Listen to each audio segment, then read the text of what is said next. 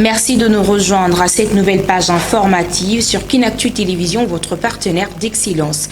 À la une de l'actualité, ce mardi, la communauté kimbanguiste commémore la naissance et l'arrestation du chef spirituel, le prophète Simo Kimbangu, marqué par la déportation de plus ou moins 37 000 familles, avec au moins 150 000 martyrs. Cette année, un mémorial sera érigé en mémoire de victimes. On parle de la remise de l'étendard de commandement au commissaire provincial de la ville de Kinshasa, Blaise Kilimbalimba, a été convié à la sécurisation des Kinois et à la lutte contre les embouteillages. Démarrons ces journaux par cette nouvelle. Le Premier ministre Jean-Michel Sama Lukonde a lancé lundi dernier à Kinshasa le travaux de la commission paritaire sur l'évaluation du protocole d'accord du 2 novembre et son adhésion du 1er septembre 2022 signé entre le gouvernement et l'intersyndicale nationale de l'administration publique. Pendant 5 jours, les participants devront produire un travail qui permettra de maintenir l'harmonie entre le parti.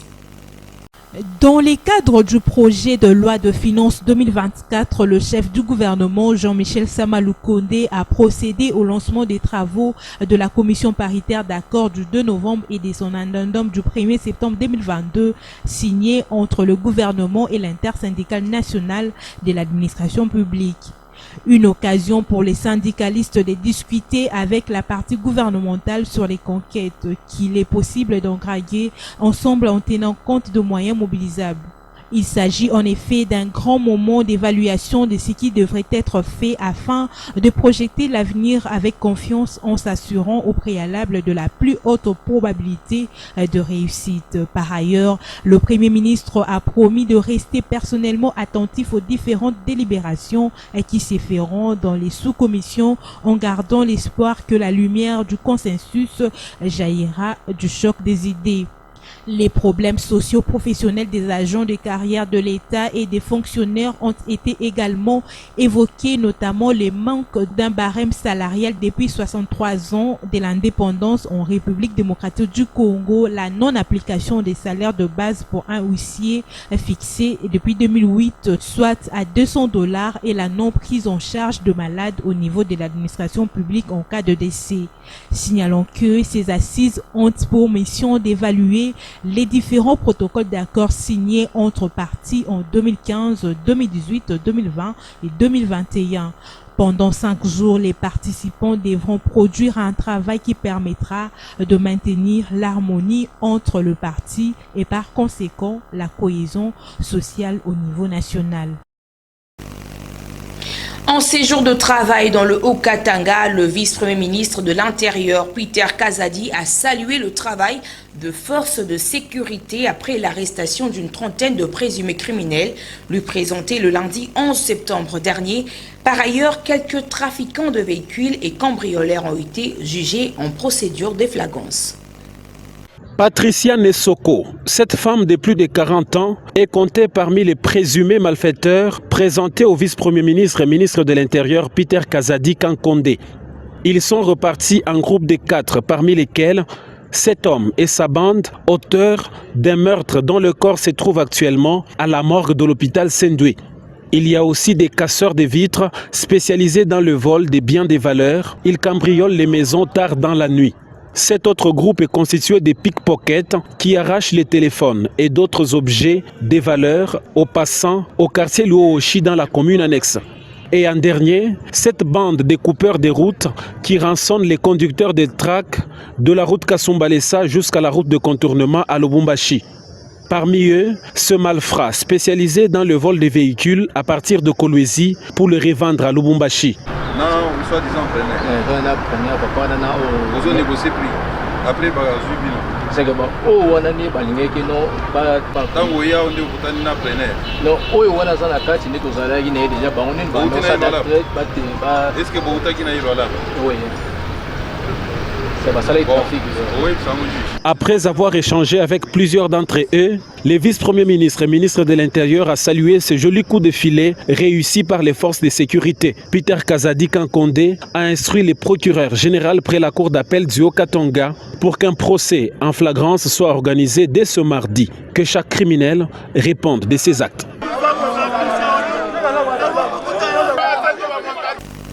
Pour Poursuivons par la demande de libération immédiate du journaliste Stanis Boujakera. Certains professionnels de médias estiment que son arrestation entrave à la liberté de la presse et veulent obtenir cette libération par négociation. Par contre, le Rassemblement de journalistes pour l'émergence du Congo estime que la liberté de la presse ne se négocie jamais et annonce la tenue d'une conférence de presse ce mercredi à Kinshasa. Les détails dans ses commentaires. La liberté de la presse serait morte en République démocratique du Congo si pour les uns cela existe, pour les autres par contre cette liberté est étouffée. Les cas du journaliste Stanis Boujakera, arrêté depuis le vendredi 8 septembre dernier alors qu'il s'est trouvé à l'aéroport d'Njili pour se rendre à Lubumbashi, intensifie une fois de plus l'atteinte à la liberté d'informer. Il a été placé sous mandat d'arrêt provisoire lundi 11 septembre 2023 par les parquets des grandes instances de Kinshasa-Gombe. On lui reproche la propagation de faux bruits et la diffusion de fausses informations par un article publié par Jeune Afrique mettant en cause les renseignements militaires dans le meurtre de l'ancien ministre des Transports Chéribin Okende.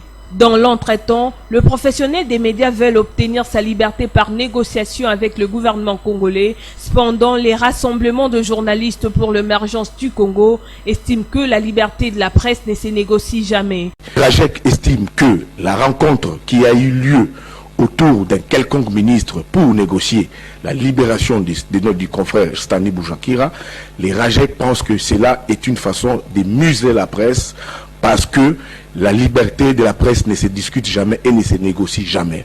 Pour cela, les RAJEC annoncent une conférence de presse mercredi à 10h à Fatima pour dénoncer ces bévues du régime qui vise à museler la presse. Il suit de noter que plusieurs organisations professionnelles des journalistes et des politiciens appellent à sa libération et dénoncent le non-respect de la liberté de la presse, surtout en cette période où le pays se prépare pour les élections. Remettons l'étendard de commandement au nouveau commissaire provincial de la police ville de Kinshasa. Jean-Tini Ngobila a invité Blaise Mboulaki Limbalimba à s'investir dans la sécurisation des Kinois et dans la lutte contre les embouteillages. Le gouverneur de la ville-province de Kinshasa, Jean-Tini Ngobila Mbaka, a présidé ce mardi 12 décembre 2023 au stade de Martyrs la cérémonie de remise de l'intendant de commandement au nouveau commissaire provincial de la police ville de Kinshasa, le général Blaise Limbalimba. Devant toutes les unités de la police province de Kinshasa, Jean-Tini Ngobila Mbaka a confié des missions principales au général Blaise Limbalimba, dont la sécurisation de la population quinoise à travers la lutte contre le banditisme urbain, communément appelé Koulouna, ainsi qu'à s'investir dans la lutte contre les embouteillages et tracasseries policières sur les routes de Kinshasa. Prenant la parole en second lieu, le nouveau chef de la police ville-province de Kinshasa a promis des résultats aux premiers citoyens de la ville-province de Kinshasa par rapport aux missions lui confiées. Il faut noter que le général Blaise Limbalimba invite la population congolaise à travailler en synergie avec la police, surtout en utilisant les numéros d'urgence de la police en cas de danger. En sécurité, après la rencontre entre le vice-gouverneur commissaire divisionnaire Rémi Ekouka et les présidents de toutes les communautés de la province du Nord Kivu, un appel au calme a été lancé à la population de cette province. Cela fait suite aux annonces de manifestations faites par certains mouvements de citoyens. À l'issue de la réunion du comité provincial de sécurité, élargi aux présidents et délégués des communautés du Nord Kivu, de ce 11 septembre 2023. Sur invitation de son Excellence, Monsieur le gouverneur intérimaire de la province du Nord Kivu, les présidents et représentants des communautés du Nord Kivu ont pris part à la réunion du comité provincial de sécurité de ce 11 septembre 2023. À l'issue de celle-ci, et après analyse de la situation sécuritaire qui prévaut en province du Nord Kivu en général et dans la ville de Goma en particulier, il ressort qu'il n'est plus le moment d'appeler la population à l'observance des villes mortes, en ce sens que ces dernières se transforment toujours à des dérapages conduisant à des pertes en vies humaines et des biens matériels des populations déjà meurtries. En effet, nous appelons la population de Goma au calme, à la vigilance et à ne pas céder à la manipulation des tireurs de ficelles pour que l'ennemi n'en profite pas. Et par ailleurs, à la Mouka, on accuse le régime Tshisekedi de collaborer avec les ennemis de la nation congolaise. Serge Taboko, cadre au sein de cette formation politique, condamne la prorogation du mandat de la force régionale sur le sol de la RDC. Et la majorité des Congolais ne sont pas d'accord à cette position, la position sur laquelle notre compatriote Félix Tshisekedi avait pris, c'est-à-dire de nous amener dans cette histoire-là des EAC. Et c'est la même position pour mon parti politique SID et la MOUCA. Vous avez vu même l'Église catholique, les mouvements citoyens, les sociétés civiles qui ont fait des différentes marches pour botter en touche, soit contester l'adhésion de notre pays, surtout l'intervention, la présence des militaires des EAC sur les sols congolais. Donc pour nous, ça rime la complicité, c'est la haute trahison, parce que nous disons toujours depuis le début, on ne sous-traite pas la sécurité d'un État. Quand nous fîmes encore l'opposition avec notre compatriote Félix Tshisekedi, nous disions nous sommes là à se battre pour chasser ces régimes de la fidèle que nous considérons dans le passé, et que si ces régimes partaient, nous allons nous mettre ensemble, faire des réformes consensuelles, organiser notre armée, parce que vous savez qu'un peuple uni, il est plus puissant que n'importe quelle bombe atomique.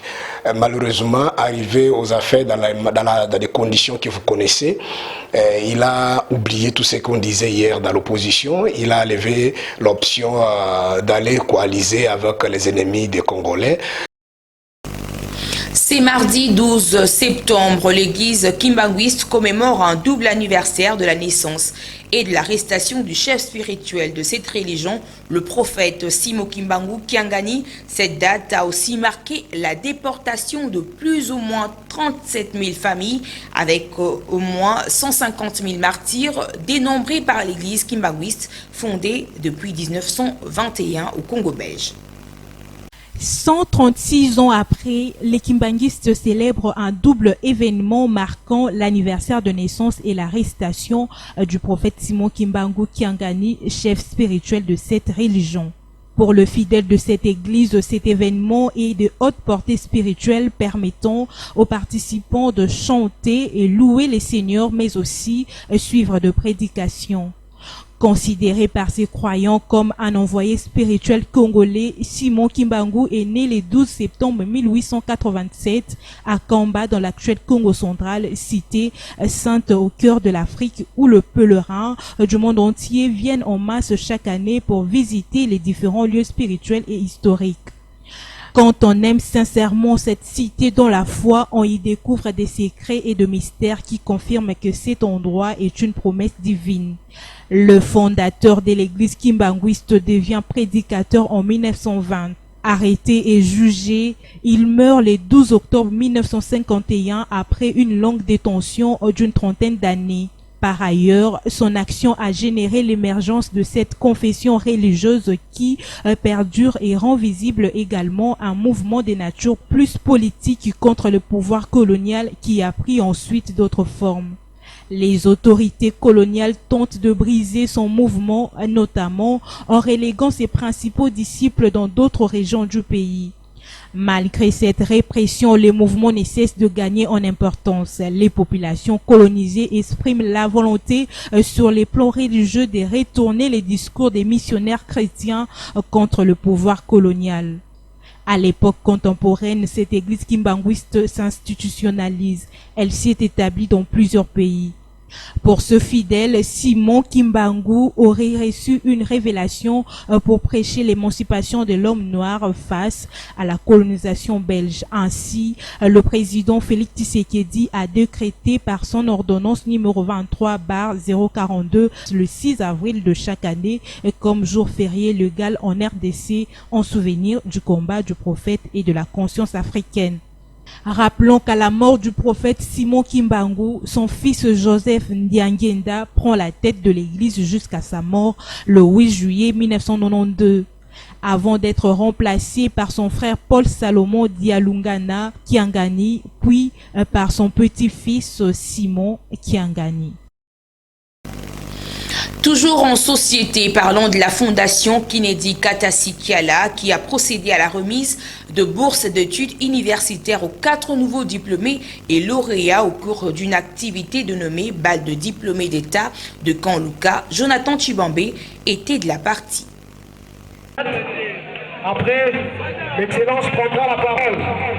La fondation Kennedy Katasi-Kiala, dans son optique de prêter main forte à l'éducation de la jeunesse de Kanluka, a procédé à la tenue d'une activité dénommée Bal de diplômés d'État de Kanluka, au cours de laquelle 4 nouveaux diplômés lauréats, dont des garçons et des filles, ont bénéficié de bourses d'études universitaires dans la mesure de poursuivre leurs études en toute quiétude. Les dignes fils des terroirs, Maître Kennedy Katasi-Kiala, appelé affectueusement Empereur 3K par les habitants du quartier Kanluka, a jugé bon d'honorer au préalable les notables de Kanluka en leur remettant chacun par ses mains propres des diplômes d'honneur et enveloppes en guise de récompense pour leur encadrement à la dite jeunesse. Sous une ambiance de convivialité, place était à la remise des bourses d'études universitaires aux 4 lauréats, dont l'une d'entre eux n'a pas pu retenir son sentiment de satisfaction au regard de ces gestes éducatifs qu'elle qualifie de louables et félicite également l'icône de Kanluka, Maître Kennedy Katasi-Kiala. Bon, je n'y attendais pas d'avoir cette enveloppe, mais là, je suis vraiment émotionnée je n'ai pas pleuré. Moi aussi j'ai prié, oui, je ne refuse pas, mais de prendre soin de vos études, concentrer-vous. De son côté, Moïse Pindi encourage les actions de la fondation Kennedy Katasi-Kiala qui prône sur l'avenir de la jeunesse de Kanluka. Il est à savoir notamment qu'au cours de cette même activité, en dehors des 4 lauréats, tous les nouveaux diplômés ont bénéficié chacun une enveloppe en guise d'encouragement pour leur obtention des diplômes d'État. Et le dimanche 10 septembre dernier, la présidente de la Ligue de femmes ADP Mwamba, Manzumu Anarit Odile, avait sensibilisé le veuve et les handicapés au sujet d'un deuxième mandat à octroyer au chef de l'État, Félix Antoine Tshisekedi.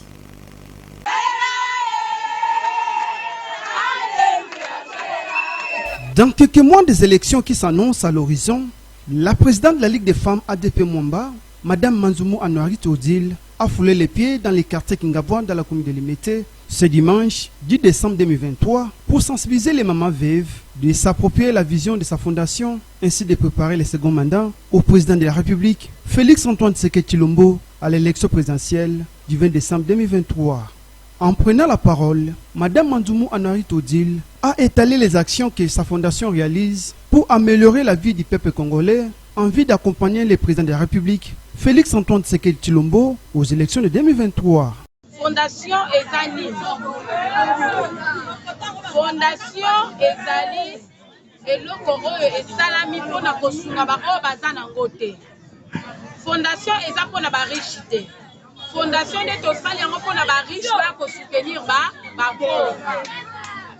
Politique na biso, parti na biso, on a travaillé na bango, eza ADP. Le message capté par les mamans veuves, Madame Manzumu Anarit Odile a manifesté son amour en distribuant les pagnes et les enveloppes aux mamans veuves en vue de se lancer dans les commerces.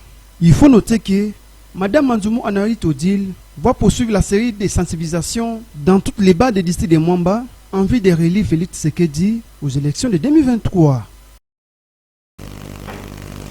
Dans un autre chapitre, sachez que la Confédération africaine de football association a dévoilé les officiels du match retour du deuxième tour préliminaire de la Coupe de la CAF. À Kinshasa, un quatuor ougandais sera aux commandes de l'affiche qui opposera le FC Lupopo au Sekoukoun FC de l'Afrique du Sud. C'est le quatuor ougandais qui sera à la direction du match retour du deuxième tour préliminaire de la Coupe de la Confédération africaine de football, opposant les Saint-Éloi Lupopo, celle représentant de la République démocratique du Congo dans cette compétition continentale, au club sud-africain de Sekoukoun FC. le 1er octobre prochain au stade de Martyrs de la Pentecôte à Kinshasa. Il s'agit notamment de l'international ougandais Chelanje Ali Sabila comme arbitre central, secondé par ses deux compatriotes Roland Katenia et Issa Masembe en tant que premier et deuxième assistant, alors que Georges Olemu sera le quatrième arbitre de cette rencontre. Par ailleurs, le Gabonais Robert Mongalo Mvoulou a été désigné commissaire au match de cette rencontre. Lonotski, le cheminot de Lubumbashi, croise les Sud-Africains en aller le 16 septembre prochain au stade Peter Mokaba en Afrique du Sud, dans un match qui sera dirigé par le Tanzanien Ahmed Ali Arajiga, accompagné de ses trois autres compatriotes. Rappelons par ailleurs que les clubs jaune et bleu de la ville qui préfère avait battu l'US Panda le dimanche dernier par 3-0 en match comptant pour le championnat national de la Ligue nationale de football au stade Kikula. Clôturons cette fois-ci par le valeur nutritive. Que savez-vous de l'orange? Les détails dans ce reportage. L'orange ou orange douce est le fruit de l'oranger de la famille des rutacées. Il existe plusieurs variétés d'oranges classées en 4 groupes variétaux. Comestible, elle est réputée pour sa grande teneur en vitamine C. L'orange a beau être composée majoritairement d'eau. Sa pulpe et son jus contiennent une quantité très importante de vitamines A, B et C et de composés antioxydants. Sa chair est riche en nutriments comme le calcium, le potassium, le phosphore, le magnésium, le fer, le cuivre, les flavonoïdes et les caroténoïdes, ainsi qu'en fibres. En consommer régulièrement est excellent pour préserver l'organisme de nombreuses maladies.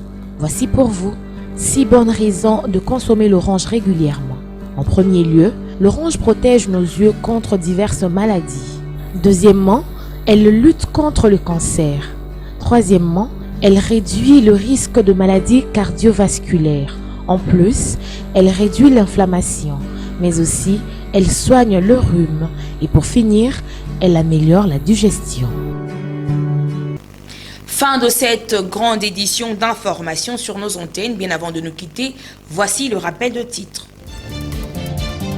Ce mardi, la communauté kimbanguiste commémore la naissance et l'arrestation du chef spirituel, le prophète Simo Kimbangu, marqué par la déportation de plus ou moins 37 000 familles, avec au moins 150 000 martyrs. Cette année, un mémorial sera érigé en mémoire de victimes. On parle de la remise de l'étendard de commandement au commissaire provincial de la ville de Kinshasa, Blaise Kilimbalimba, a été convié à la sécurisation des Kinois et à la lutte contre les embouteillages. Merci infiniment de nous avoir suivis. D'ici là, portez-vous bien. Au revoir. Bonne suite de nos programmes.